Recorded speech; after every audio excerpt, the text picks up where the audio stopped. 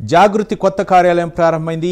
MLC కవిత ఇంటి సమీపంలో జాగృతి కొత్త ఆఫీసు నిర్మించారు. జాగృతి తరఫున కవిత కార్యాచరణ ప్రకటించనున్నారు. కేసీఆర్కు కాళేశ్వరం కమిషన్ నోటీసులు ఇవ్వడంపై జూన్ 4న ఇందిరా పార్క్ వద్ద కవిత ఆధ్వర్యంలో ధర్నా నిర్వహించనున్నారు. జాగృతి కొత్త ఆఫీసు ప్రారంభోత్సవం సందర్భంగా కవిత కీలక ప్రకటన చేసే అవకాశం ఉంది.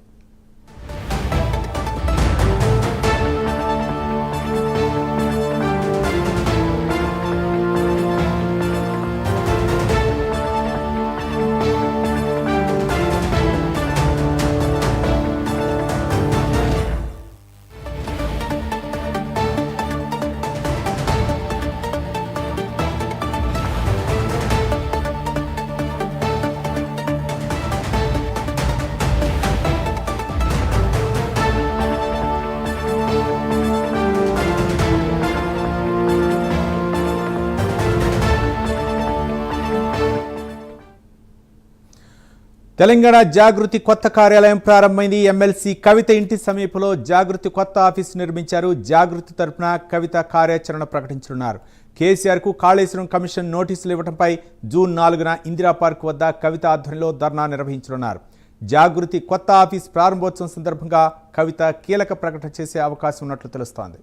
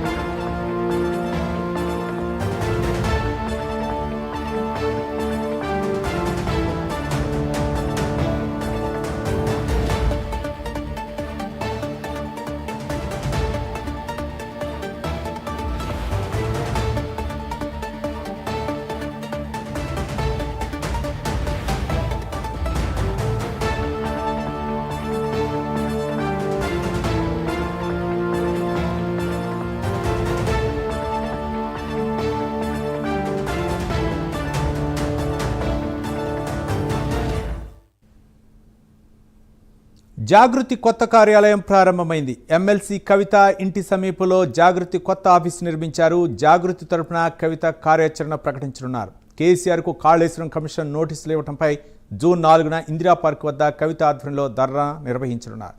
జాగృతి కొత్త ఆఫీసు ప్రారంభోత్సవం సందర్భంగా ఎమ్మెల్సీ కవిత కీలక ప్రకటన చేసే అవకాశం ఉంది.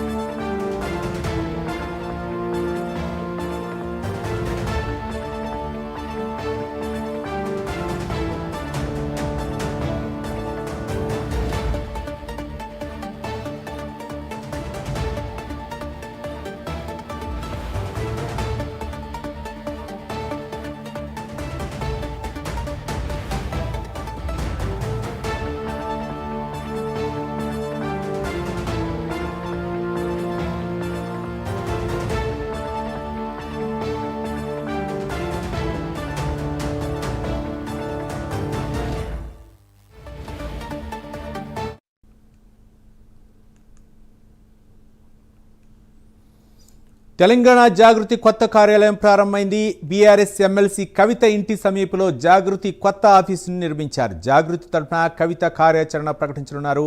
కేసీఆర్కు కాళేశ్వరం కమిషన్ నోటీసులు ఇవ్వడంపై జూన్ 4న ఇందిరా పార్క్ వద్ద కవిత ఆధ్వర్యంలో ధర్నా నిర్వహించనున్నారు. జాగృతి కొత్త ఆఫీసు ప్రారంభోత్సవం సందర్భంగా కవిత కీలక ప్రకటన చేసే అవకాశం ఉన్నట్లు తెలుస్తుంది.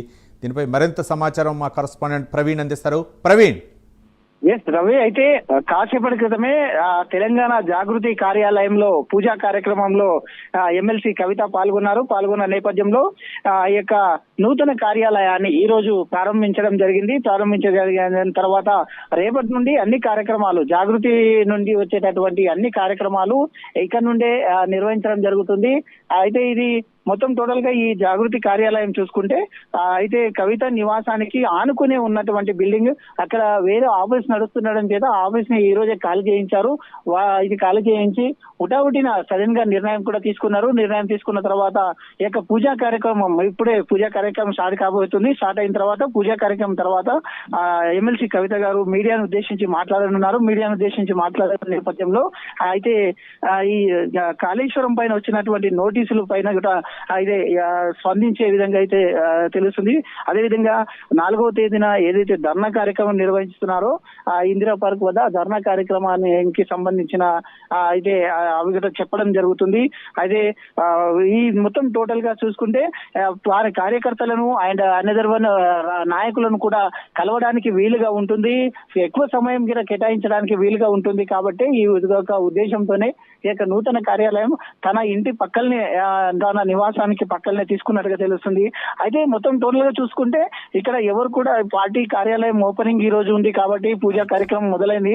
కానీ టిఆర్ఎస్ నాయకులు మాత్రం ఎవరు కూడా అయితే ఇక్కడ కనిపించడం లేదు. అయితే ఖాళీ జాగృతి నాయకులు మాత్రమే, జాగృతి యువత, జాగృతి మహిళలు మాత్రమే అయితే ఈ యొక్క పూజా కార్యక్రమంలో పాల్గొన్నారు.